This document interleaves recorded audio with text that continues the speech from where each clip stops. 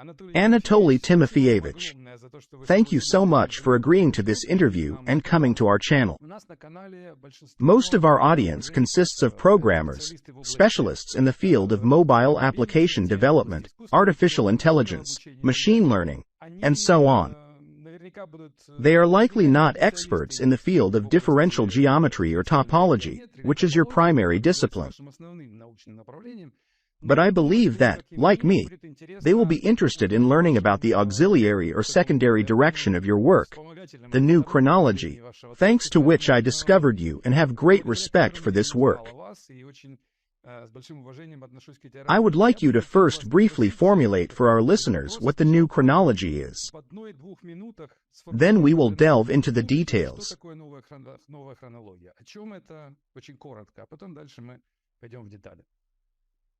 Thank you, Yegor, for the invitation on your site. I have great respect for and love programmers and would like to start with that. It's a very good audience, and I'm glad to have a conversation with you here. First, I want to mention that the new chronology is a collaborative effort.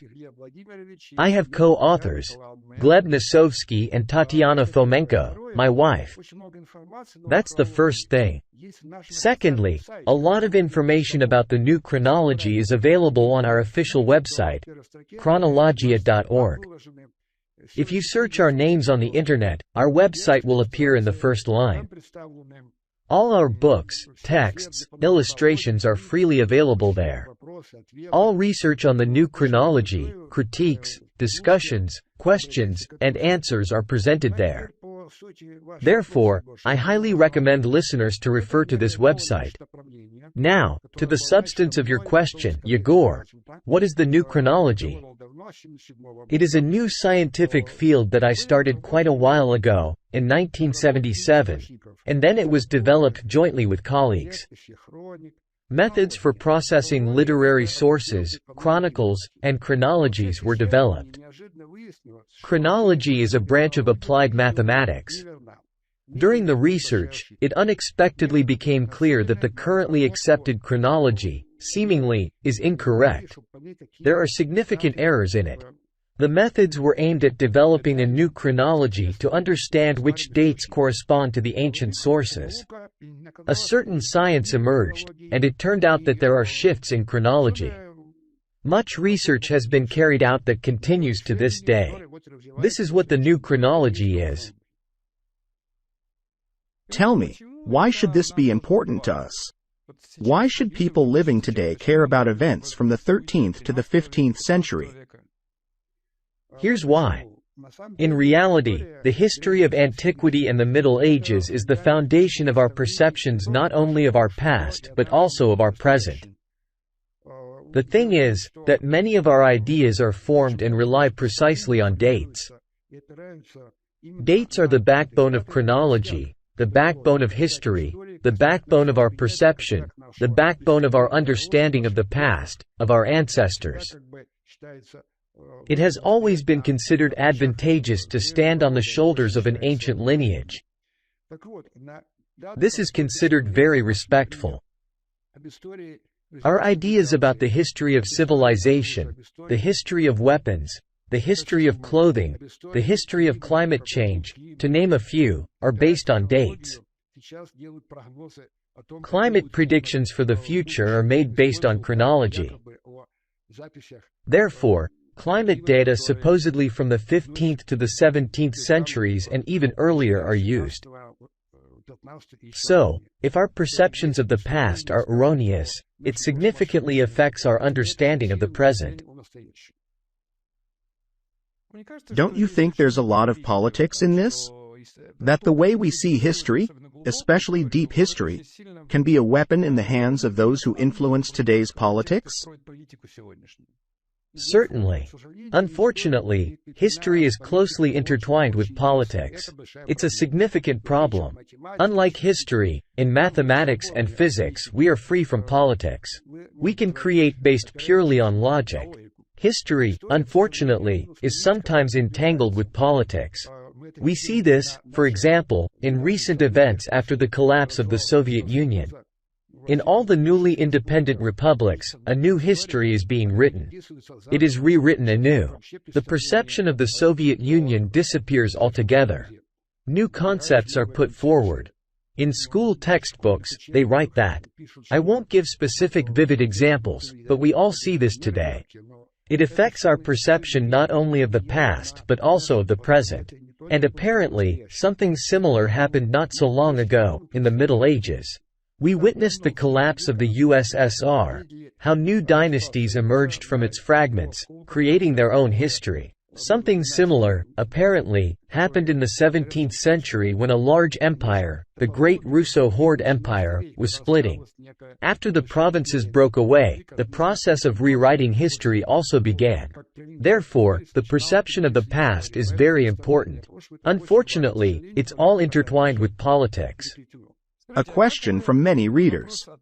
I informed them that we would have an interview, and several people asked me the same interesting question. They ask, how did you start doing this? What prompted you? That's their question. Now my question is, how did it happen that you, being a mathematician, not a historian, and working in mathematics for which you were paid, engaged in something alternative? How did this happen? Naturally, I was and remain a mathematician. Somewhere around 1975–1976, I was involved in celestial mechanics. Specifically, I became aware of the work of the remarkable scientist Robert Newton, who investigated the acceleration of the Moon. This was needed for calculating satellite trajectories, for creating global positioning system for ships and airplanes. Based on eclipse descriptions, he determined the historical acceleration of the Moon. He plotted how the acceleration changed from our time into the distant past. It turned out that from our time until the 11th century, it was more or less constant. Then a strange leap by an order of magnitude happened, followed by some chaos. A problem arose in celestial mechanics, a purely mathematical and physical in nature. In the existing theory of gravity for the Earth-Moon system, such an extraordinary leap could not be explained. The Moon cannot move so unusually. In England, there was even a conference on this topic. Many scientists studied this effect. The question remained poised in mid-air, and there was no answer. It was suggested that, apparently, in the Earth-Moon system, there are mysterious non-gravitational forces that cause such an extraordinary leap in the acceleration of the Moon. I became interested in this issue because I was involved in celestial mechanics. It was a very striking effect, and I started to investigate it.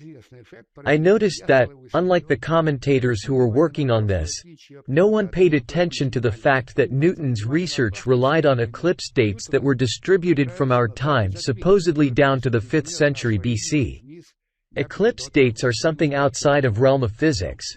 It is chronology, it is history. Then I remembered that there was a remarkable Russian scientist and encyclopedist, Nikolai Morozov. He conducted research on chronology and wrote a 7-volume work titled, Christ. He claimed that there were significant errors in chronology and proposed certain shifts. He studied eclipses and found that, upon careful analysis, eclipses needed to be redated, and the dates had to be moved closer to our time, not by a year or two, but sometimes by hundreds or even thousands of years. Naturally, I was not interested in history, but nevertheless decided to look at his tables, examined the dates he provided for supposedly ancient eclipses, and input them into Newton's algorithm. I recalculated the acceleration of the Moon and unexpectedly discovered that the leap disappeared, the mystery disappeared, there was no gap. The acceleration of the Moon, as it is today, remained more or less constant back to the past for which eclipse dates existed.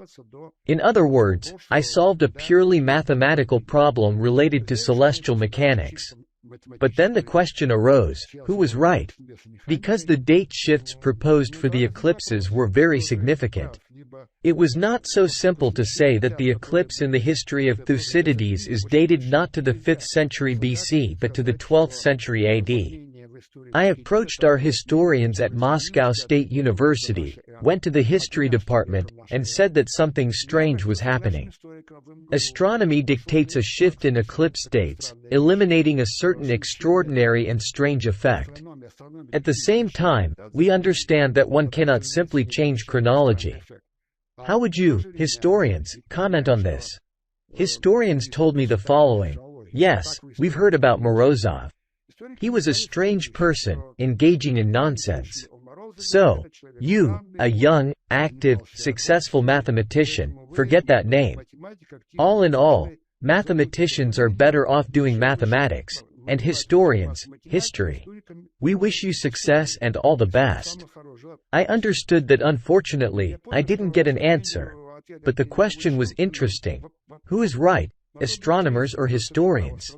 That was the beginning of my interests and research in chronology. Later, colleagues joined, and since then, we have been working on this together. How did you manage to convince your superiors that it's worth doing this? Or you didn't convince them? Did you do this in your free time? No, I didn't convince my superiors. We did this in our free time. It's, of course, a very large, immense work. It's like a part of my life, maybe a third or half. But it's a purely scientific question. For scientific pursuits, you don't need to convince your superiors that something is interesting. When we started doing this, it turned out that this topic interests thousands of people. When we began publishing books, there were thousands of comments, a lot of interest. So, there is interest in society. Society is interested in true history. And if a student came to you now, for example, and said that he had some idea that you consider useless and wrong, but he is interested in it.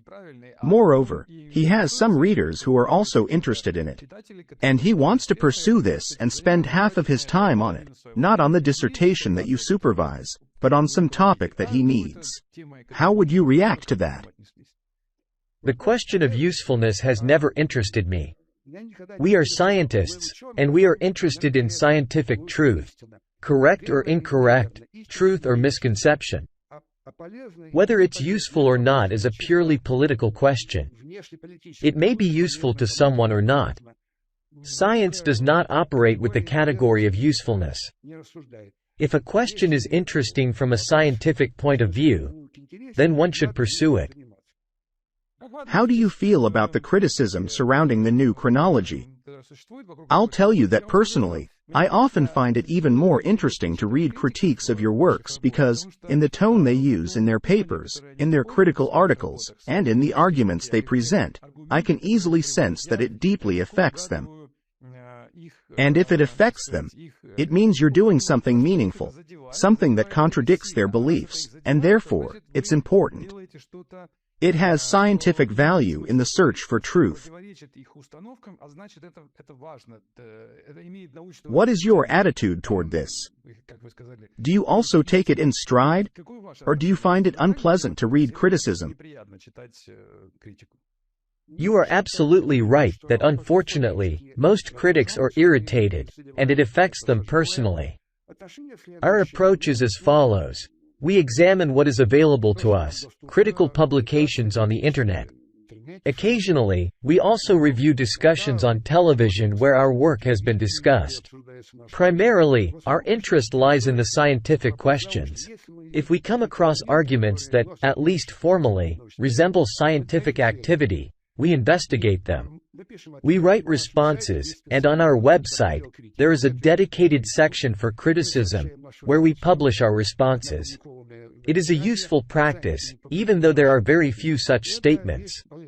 I'll say straight that they have not influenced the overall concept. As mathematicians, we insist that our methods have been evaluated. Our main results, which we have obtained, can be rechecked by any interested specialist, be it a mathematician, physicist, chemist, or programmer. Therefore, if there are any reasonable and useful remarks, we take them into account.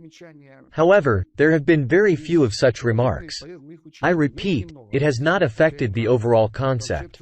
Unfortunately, a significant portion of negative criticism is emotional, crude, and irritated. It does not interest us.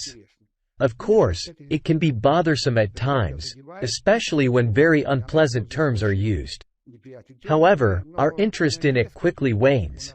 Therefore, our attitude toward criticism is quite calm. The main thing we insist on is that we have methods. Based on them, a new scheme, a new chronology, a new system of dates has been constructed. Of this, we are sure. Anyone interested can verify it. We reasoned that we would first calculate new dates, and then historians would join us in figuring out what the real history was. Unfortunately, historians have not fully engaged in this yet. There are many young historians in contact with us, and they really help us. However, they ask not to mention their names because they work in teams where there are senior colleagues. Senior colleagues mostly have a very negative attitude towards the new chronology. Therefore, young generation try to communicate with us incognito. We found that, unfortunately, the expectations that historians would create a new history based on our dates did not materialize. We started doing it ourselves in our free time and created a system of hypotheses. The reconstruction that many are aware of is a hypothetical system. We proposed a certain scheme of events that aligns with the dates we found. The new chronology emerged, its second part, a certain reconstruction. Most of the criticism is directed mainly at the reconstruction. Since people look at our conclusions, they are often astonished and irritated. However, we would be very interested in discussing our methods and calculations. In our opinion, this is more productive. Therefore, a conversation with programmers is always very important for us. On our website, we have posted the programs we use. We invite anyone interested to take these programs or create their own and verify our conclusions. This would be interesting for us. The main basis of the new chronology is the so-called global chronological map. It was constructed based on the analysis of datings in our modern history textbooks, using a system that was created in the 16th–17th centuries. Modern textbooks are also based on this system. By applying our methods, it was discovered that this textbook contains 4 layers, 4 shorter chronicles that are very similar to each other. They practically identical. The current textbook on ancient history was made as follows. You take 4 instances of the shorter chronicle and glue them together not in the way it should be, by placing them on top of each other, but with certain time shifts. The shift values are significant: 300 years, 1000 years, 1700 years. By gluing the 4 chronicles, we get a long chronicle. This is the basis of the modern history textbook on ancient and medieval history. This is the fact we discovered, and we insist on it. Everything else in the reconstruction is hypotheses. There is room for debates and discussions now and in the future. On this, I agree with you, because most of the critics of the new chronology that I have read, in my opinion, are trying to cling to some specific facts or individual assumptions in your reconstruction. And then, clinging to them, they attempt to dismantle the entire theory. Extracting a particular fact or quote from your text, they refute it. How do they refute it? They claim that in such a book, something contradictory is stated, supported by some experiments, researches, archaeology, and so on. And since you made a mistake in this specific phrase, it means your entire theory is incorrect. I thought that perhaps you also approach your work not as mere fact-finding, archaeological work, or the classification of micro-events and placing them on a map, but rather as the definition of a certain direction in historical science, indicating where we should be heading. And as you rightly said, historians will come after this and begin to develop it further, clothing it in a more reliable picture and substantiating it with facts that they could gather themselves as historians. Perhaps I am correct in this, or do you see it differently? Absolutely right. That's what I was saying. This is a completely correct point of view. There are methods for calculating dates. I repeat once again, that chronology is a branch of applied mathematics. It's a complex matter. Firstly, there's the dating of eclipses, which involves astronomy, algorithms, and programs that calculate the positions of the moon and the sun, something that needs to be studied. It's somewhat non-obvious at the initial stages. Then, the issue of chronology involves the interrelation of different calendars. In the past, different calendars were used, and one has to be able to recompute them. This is also a very challenging activity. The issue of ancient calendars is applied mathematics. There were several cyclical counters, and dates were recorded not with one but with 3 numbers. Converting them to modern dating is a non-trivial problem in combinatorics. All of this also needs to be studied. Next, we developed methods for studying ancient texts. It involves analyzing the duration of reigns, the frequency of name usage, and the frequency of references. This is also necessary for dating. It's not an obvious thing. Unfortunately, at the moment, only mathematicians, physicists, and chemists possess this knowledge. We offered our historians at the History faculty of Moscow State University to teach courses on chronology, on methods of chronology, on methods of applied mathematics. Unfortunately, this has not been implemented yet. But it's impossible to engage in chronology without mastering certain methods, as I mentioned. Unfortunately, today, from the historian's perspective, chronology is something that was established long ago. They study it in school and university as a kind of table, memorizing dates by heart. However, we question where these dates came from. It turns out that these dates are often incorrect. That's what needs to be addressed. Once the backbone of dates is established, sources, names, emperors' biographies, wars need to be added to it. But everything depends on the dates. When you change the dates, everything changes. Dates are the backbone of chronology. I understand that when you started doing this, you based your method on mathematics, meaning calculations, a lot of calculations. If I understand correctly, you use a mechanism of comparison, patterns, or templates that occur in history and try to find similarities between them. If a similarity is found, then you attempt to consolidate them, which allows cutting out a significant historical chunk from the chronology and thus aligning events of the past with events from ancient times. This is how I understand it. When I first learned about you, I had a question. In those years when computers were still in their infancy, how did you manage the volume of calculations? It was a very extensive undertaking. Indeed, at the Faculty of Mechanics and Mathematics of Moscow State University, we had certain computing facilities at our disposal that we used. However, a significant part of the work involved processing sources. It was necessary to compile the durations of rulers' reigns. To determine whether certain dynasties were similar or dissimilar, a substantial list of the durations of reigns needed to be created. For this purpose, chronology tables published up to the 19th century were used. Extracting data from them was a massive task. Then, lists of names and the frequency of name mentions in texts, such as the Bible, had to be compiled. The Bible is divided into chapters. Tables were created to show in which chapters of the Bible certain names were used. This work was done in part by my parents.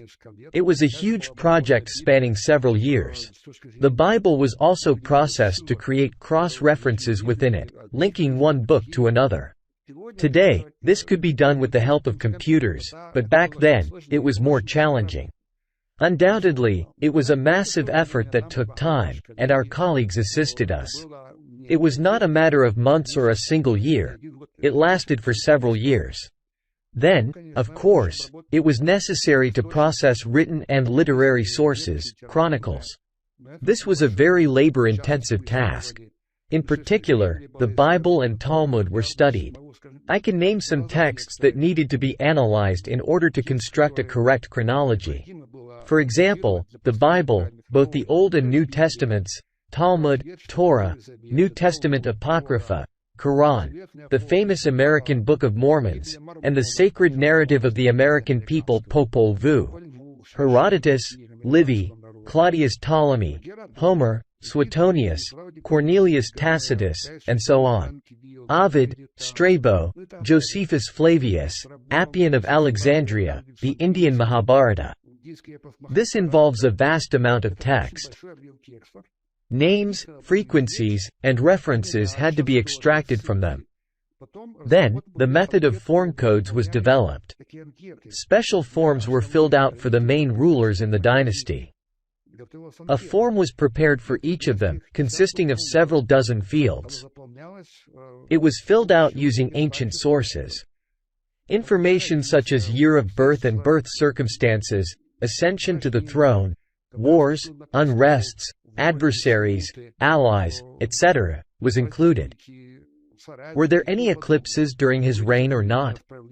It involved a very extensive, drafty, and routine task.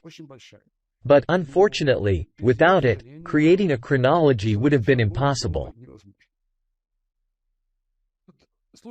Listening to all this and being to some extent an artificial intelligence specialist, I think that nowadays, in the rapidly advancing era of artificial intelligence, all this data could potentially be utilized by some form of artificial intelligence. Using your methods, it could perform this work much faster, or it could do even more. It might offer new conclusions. Perhaps, it makes sense for young mathematicians, historians, and programmers to engage in this now? Well, of course, that's a kind of program. We would be glad if someone joined us. Moreover, there are now methods that were not available to us. Naturally, we did not process everything from the ancient sources. Nowadays, much is available on the internet. Many texts are digitized and can be processed much faster than we did in our time. Of course, it's an appeal that I fully support and always promote. This is an appeal to young people with interests, tastes, and abilities in computer text processing, algorithm research, and methods. Chronology is a vast and interesting field of activity. And, I repeat, it is inherently interesting to society. People who engage in chronology will develop our methods and will be at the center of societal interest. Let me share a story from my personal folklore. A couple of years ago, I was on a tour of the historical Moscow, in the center of Moscow. There were a few of us, and we had a guide who told us where each church was built, where each wall was laid, and in which years all this happened. And somewhere in the middle of the tour, recalling your lectures, your work, I asked the guide a question. There are people, Anatoly Fomenko and Gleb Nosovsky, and they have their own version of what happened here.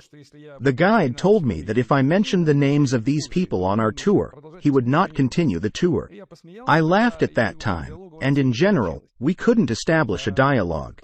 Somehow, they don't want to hear what you propose. Again, this only confirms the suspicion that it apparently bothers them more than just heresy. It's like if, for example, I wrote a book on differential geometry and put some nonsense in it because I am not a specialist in it. If I wrote something that completely contradicted science, would you, for example, write a refutation of this book? Of course not. You would walk by and probably wouldn't even pay attention to it. But if I wrote something that seriously challenged your understanding of geometry, and if you started to refute it, then it means I said something really important. Such a folk story once again confirmed my opinion. Why am I telling this? I want to ask. Right now, for example, students who are watching us might think that it's really an interesting topic. Huge databases are now available on the internet. The Quran, the Bible, and all of this is now open for public. If in 1978 or in the 1980s you had to process all this manually, now it's already available in digital form. Indeed, you can take huge texts, digitize them, or they are already digitized, analyze them, find the necessary words, their frequency of repetitions, group them, find some classification. And the student might think, if I start doing this, I will find something alternative. I will make conclusions that do not correspond to the conclusions of classical history, and I will have a life like Anatoly Fomenko's. Do I need such a life? In general, do people need to engage in alternative sciences? Let's broaden this question a bit more. Do young students or young scientists, in general, need to go against classical science? Essentially, the answer is positive. But, as you appropriately said, and I've mentioned this before, young people face a problem. Many, including historians, are interested in our research but are afraid of the reaction from the older generation, which is more conservative and resistant to change. Therefore, my advice is as follows. One may engage in chronology while having a certain profession, like mine, mathematics, physics, or chemistry. A person who possesses logic, the tools of mathematics, physics, and astronomy, has an independent sphere of activity. Chronology can be recommended as a secondary activity. Because dedicating one's entire life to studying chronology, unfortunately, in our time is fraught with problems for young people. I would not advise building one's entire life on creating alternative history. By the way, this is evident from what you mentioned, the reaction during excursions. In the 1990s, when our book started being published, and there were already many on this topic, there was a very strong reaction in society. Society, and primarily historians, realized that there is indeed a very big problem with chronology. The issue of chronology became quite painful for them. But it's hard to figure it out. I mentioned that it is still a branch of applied mathematics, and the key is dates. For historians, dealing with it is unfortunately not easy, although we constantly offer collaboration with them. Therefore, a certain path has been chosen, which, in my opinion, is incorrect. It is an attempt to silence our research and react to it very critically and oversensitively. Regarding excursions, we know that mentioning our names usually causes irritation among guides. The question of chronology is sensitive for a large group of people. When you visit a museum or attend a lecture and ask neutral questions like, "What color was Julius Caesar's hair?" they will gladly tell you. But when you ask a question like, "Why did he live, let's say, in the 1st century BC?" it causes irritation. In a softer response, you might hear, "Consult a textbook, read it." When you reply that you've read it but still have questions and would like a more detailed answer, it provokes annoyance. This annoyed reaction is towards our research. Unfortunately, this is still the case, and it has to be overcome.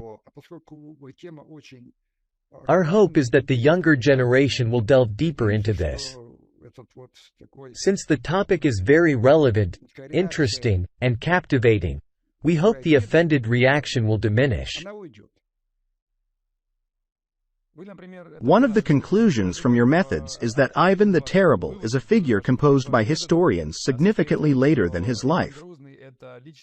More precisely, not his life, but the lives of several people were merged into a single character presented to us as Ivan the Terrible. When people accustomed to studying history from textbooks hear this, it probably bothers them because you are challenging some of their cultural identity. They may feel that you are taking away something very valuable to them, namely, the belief in certain historical events associated with their homeland and country, and so on. Perhaps, this is a significant aspect?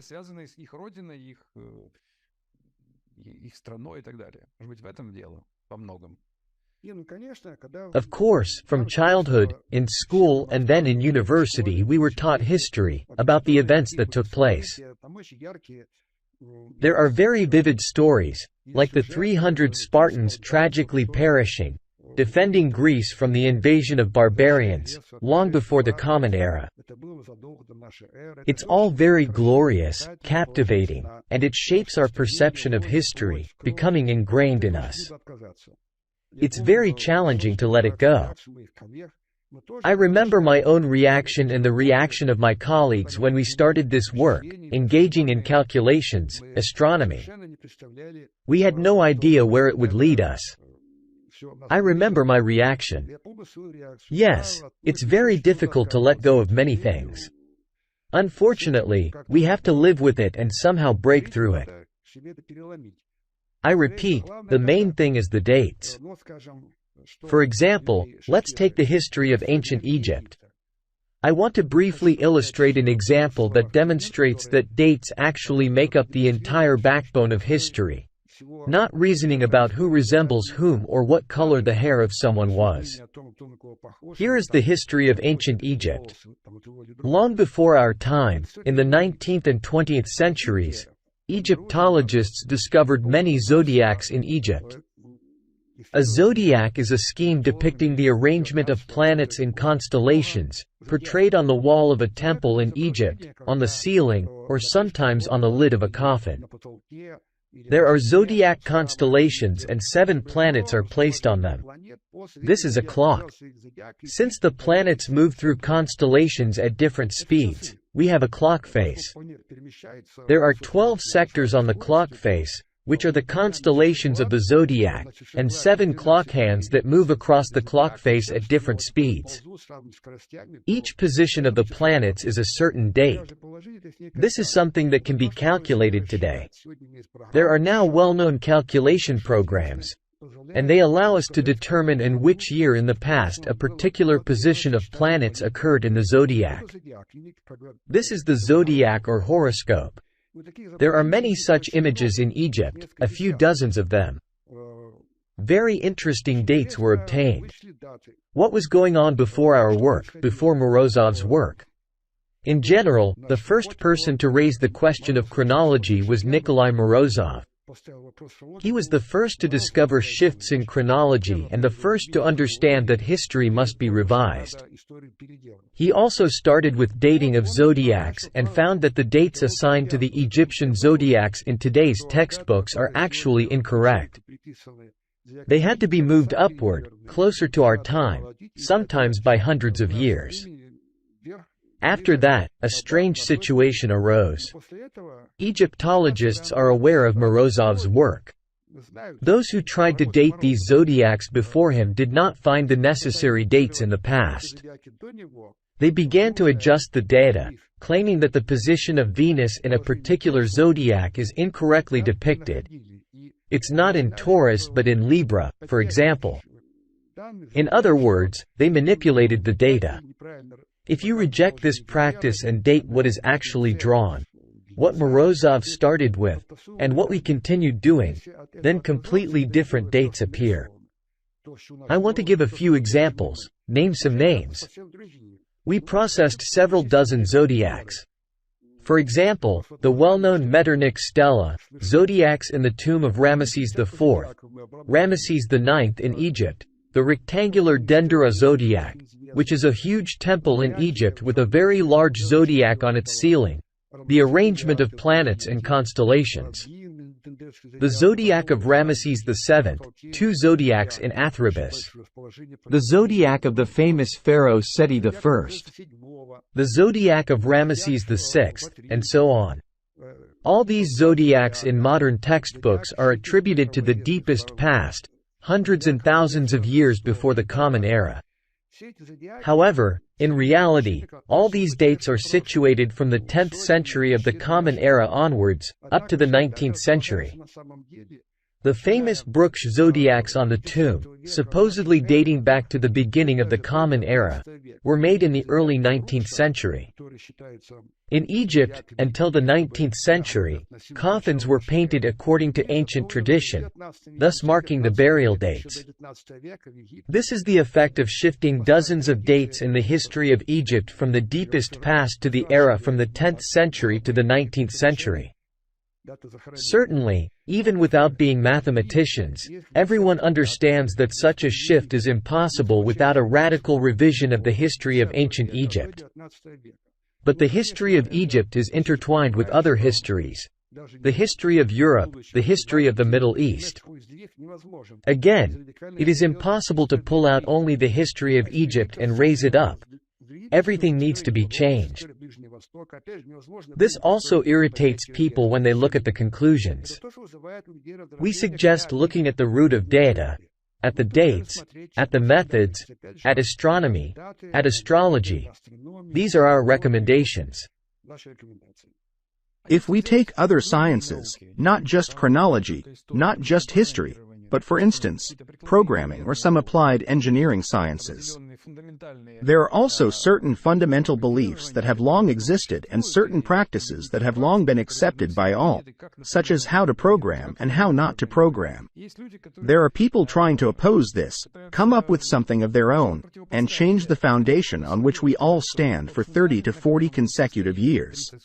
History is much older, but programming is a very young science, only a few decades old. There are views. There are people who try to knock out this foundation from under the feet of all programmers, and they get roughly the same reaction that you get from historians. What would you recommend to these people? Should they give up this pursuit and do what everyone else is doing, or should they continue with their alternative approach? No, the answer is unequivocal. Under no circumstances should you give up. This is a scientific subject.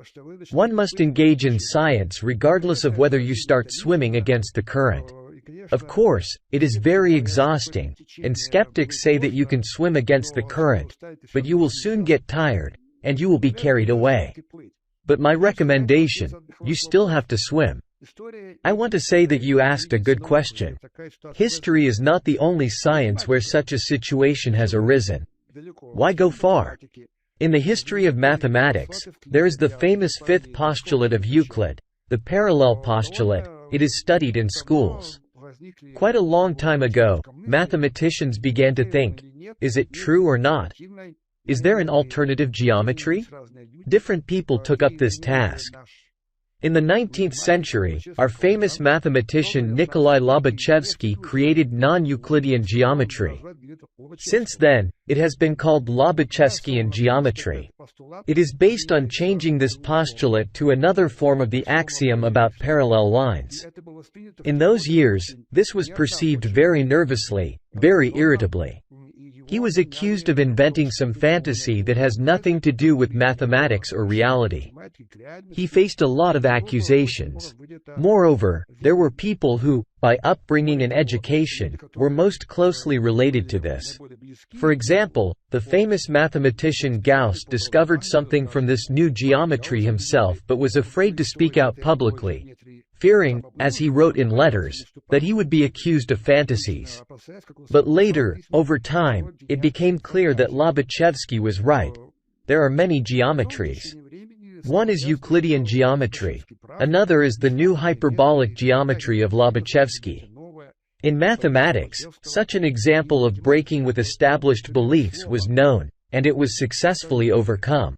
In physics, the same thing happened. The theory of relativity, the reaction to the works of Hilbert, Minkowski, and Einstein, was also initially sharply negative and scandalous because it supposedly contradicted the notions of Newtonian physics. But in physics, this was also overcome, and a new wonderful science emerged, the theory of relativity, both special and general relativity. Here, an interesting effect is evident. Why did these revolutions occur earlier in mathematics and physics? Because these sciences are, in a sense, simpler than history. History is more complex than physics and mathematics. In mathematics, we must master a set of axioms and logic. You prove theorems if you are able to prove good theorems. The volume of information to be absorbed here is still small. History is more complicated. There is a very large volume of primary sources. You need to know a lot and process a lot. Therefore, the revolution comes later here. The first such signal was the work of the remarkable scholar Morozov. Since, as I repeat, the science of history is more cumbersome, more complex, and requires a mass of primary sources, the revolution is delayed here. But apparently, the time has come, and it is happening. Morozov's work, our work, this is what happened earlier in mathematics, the work of Lobachevsky, or in physics, the works of Hilbert, Minkowski, Einstein. And then in history. This is a natural process. One should treat it quite naturally and even be pleased that some new knowledge is emerging that opens up a lot to us about our past. You know, it opens up for someone, but for someone, it is a danger. In many countries, including European countries and our country, there are legislative acts prohibiting the revision of history. You have probably heard about this. They currently concern recent events, such as the Second World War, events of the 20th century. But they do not yet concern events from the 13th century. No one forbids us to revise the history of Ivan the Terrible's life. But perhaps the state will eventually go further and prohibit even this, prohibit any revision of history altogether, and say that history is something frozen, fixed, carved in stone, and should not be touched. There was Ivan the Terrible, hence he existed. We said it once, and there's no need to go back to it. Aren't you afraid that this might happen? I hope it won't be the case. Of course, there is such a possibility. But I think that reasonable people interested in the proper development of society will not allow it. Why do you think those people who do not accept these changes, did not accept Lobachevsky, did not accept Einstein, do not accept you and Gleb Nosovsky? What motivates them primarily? Are they afraid of losing their job? Afraid for the value of their work? What drives them first and foremost? Certainly, it's the fear for their current lives. In connection with this, I want to recall one of the reviews of Morozov's works when he published his remarkable work titled, Christ. By the way, the title Christ was not given by him but was insisted upon by historians who protested against the original title that Morozov gave to the work. The original title was, The History of Human Culture in Natural Light.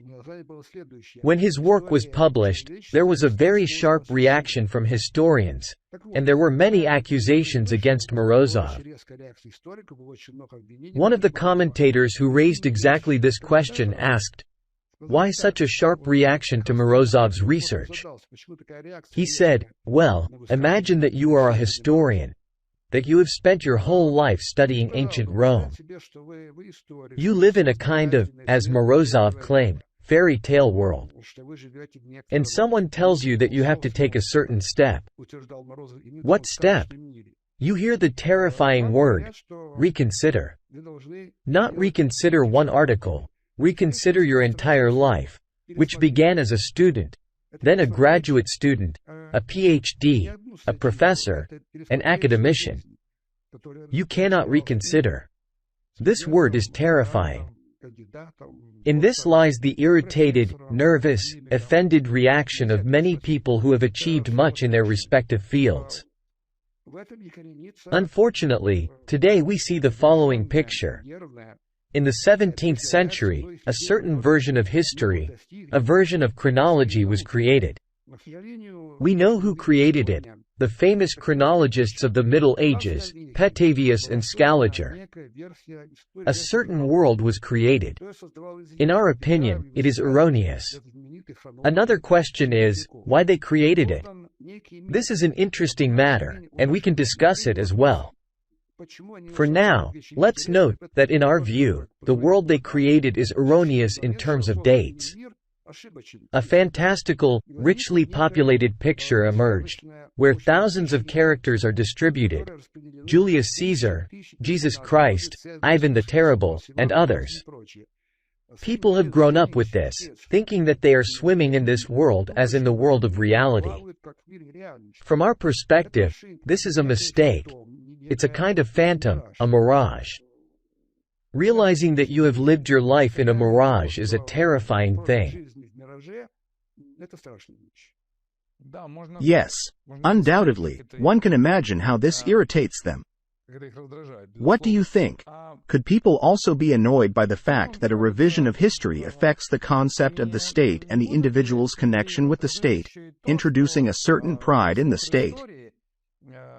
For example, in one of your works, you argue that the Mongol-Tatar yoke is largely the result of historians' fabrications, and events unfolded differently.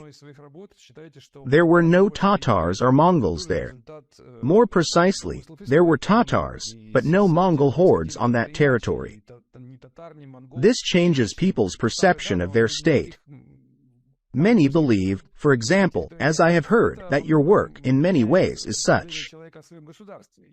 This is about conversations with foreigners. I spent several years in the USA, and there I also tried to talk about your theory. All the time it didn't elicit irritation but a smile, because your theory largely improves the history of the Russian state. It adds more nobility to the state, changes the image of the state that suffered under the heel of certain invaders and paints a more honorable and dignified picture. When I told them about this, they smiled and said, "Well, they are probably Russian scientists?" I said, "Yes, Russian." And then our dialogue didn't go any further. What can you say about this? I will formulate the question. Do you consider yourself a patriot of our country? Did this in any way motivate your research? Or are the two unrelated?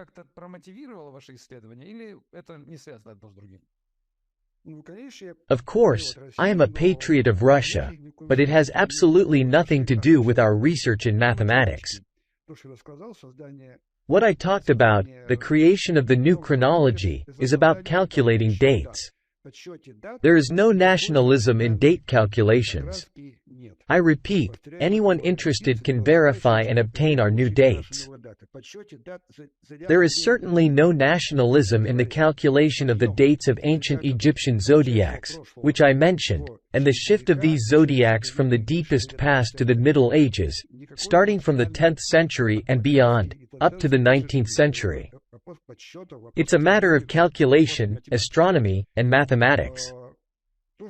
I repeat, what emerged is the result of applying our methods, which we insist on. The unexpected result for us was that the history of various civilizations was equalized.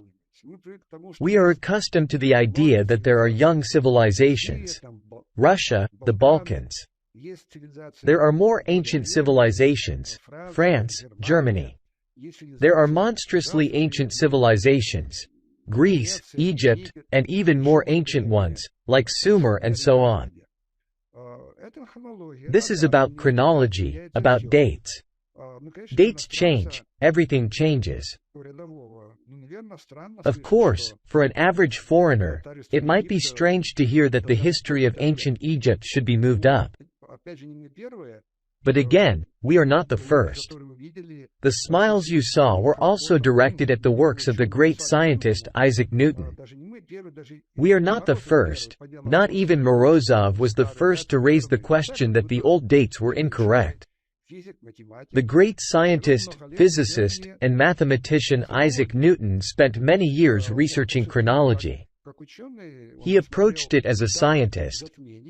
He examined the dates of some eclipses and noticed that with careful dating, the obtained dates were not the ones historians were providing, but closer to our time.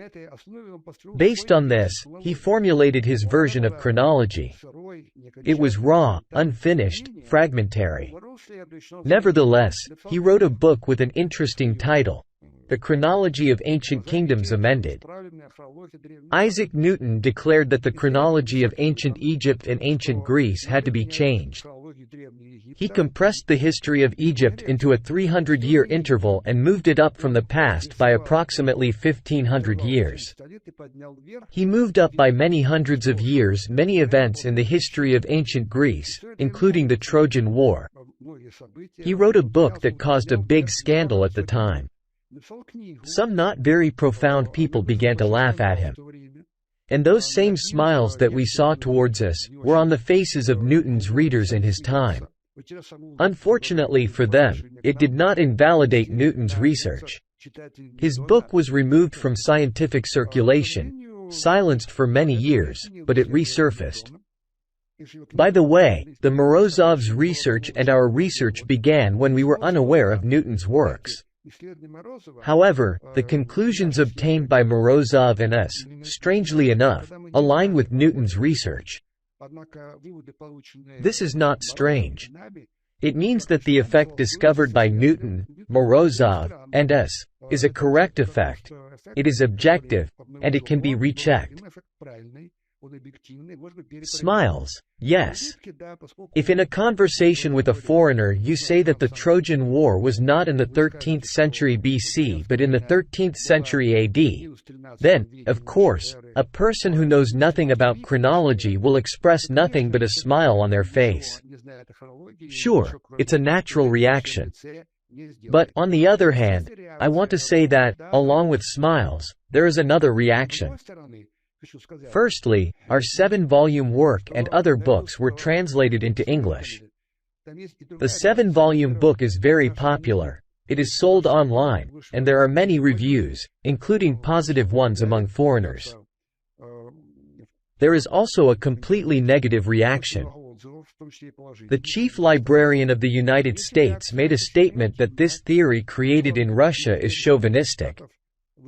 On this basis, as one of the library chiefs in the United States, he demanded that libraries remove our books from catalogs, both Russian and translated into English. Then an interesting effect occurred. We were curious about how the libraries in the United States reacted.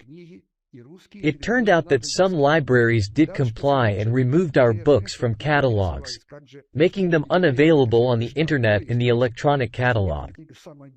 But in most libraries where our books were, they remained. Because there, too, the reaction is ambiguous. There are smiles, there is an irritated cry to ban the books, and there is silent resistance. Books remain, and people read them.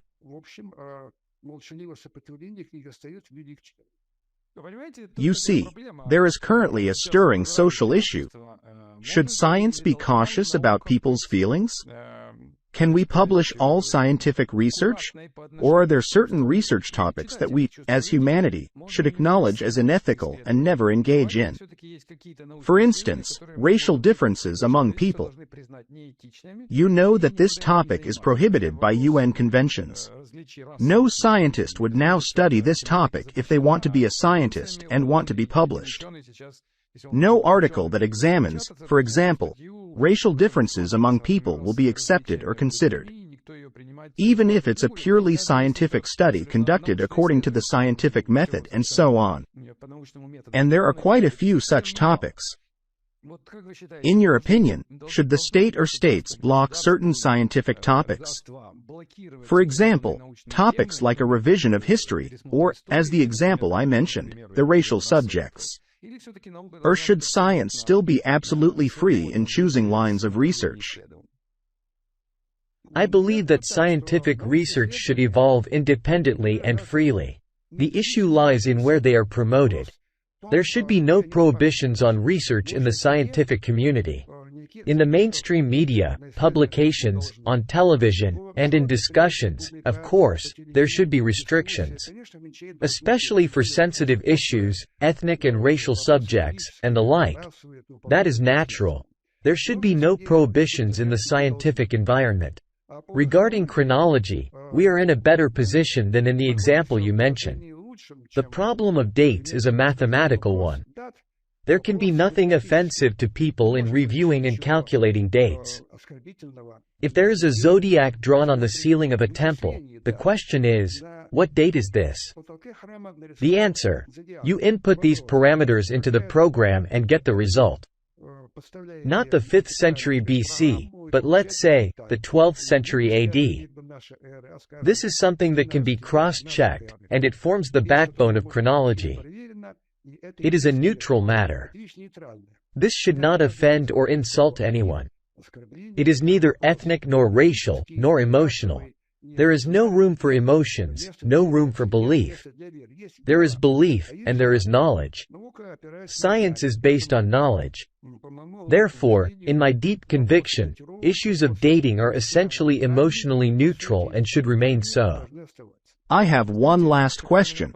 Our programmers, who are listening to you, how could they help? Can you provide them with specific directions or perhaps specific instructions? Should they contact you? If people are interested in this topic and want to engage in it in their free time, as you recommended, on one hand, they will be programmers, continuing to develop their computer systems and getting paid for it. On the other hand, they have free time on weekends and would like to study the subject you have been working on for many years. What should they do?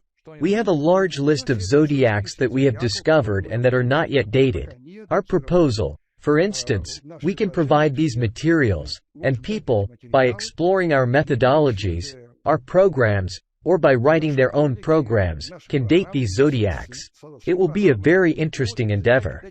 There are many yet unprocessed zodiacs, not only in Egypt but also in Europe, in Italy, in Germany, in France. This material is very valuable and needs processing. And for what purpose? What scientific question do we want to answer? What will it give us? I mentioned one example.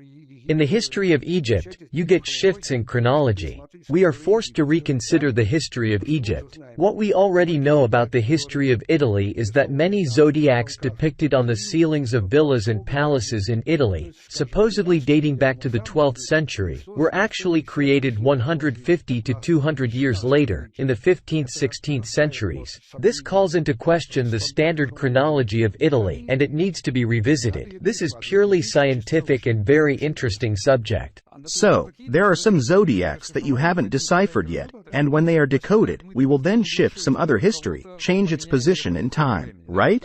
Yes, that would be interesting.